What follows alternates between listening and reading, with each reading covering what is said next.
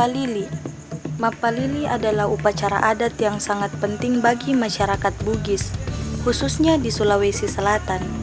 Upacara ini merupakan perayaan dimulainya musim tanam padi dan menjadi simbol syukur atas berkah yang telah diberikan.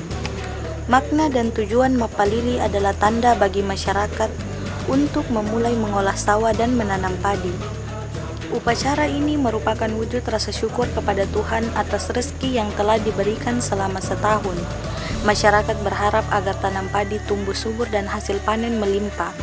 Mapalili juga menjadi ajang untuk mempererat tali persaudaraan dan gotong royong antar warga.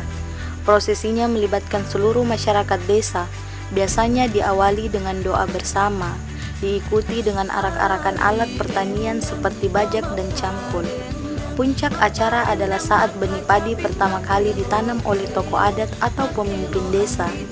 Upacara ini mengajarkan pentingnya menjaga keseimbangan alam dan hidup berdampingan dengan alam. Tanam menanam padi menjadi simbol siklus kehidupan yang terus berulang, mengajarkan pentingnya menghargai setiap proses.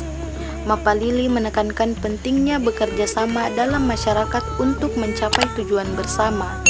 Meskipun zaman terus berubah, adat Mapalili tetap dilestarikan oleh masyarakat Bugis. Upaya pelestarian ini penting untuk menjaga identitas budaya dan warisan leluhur.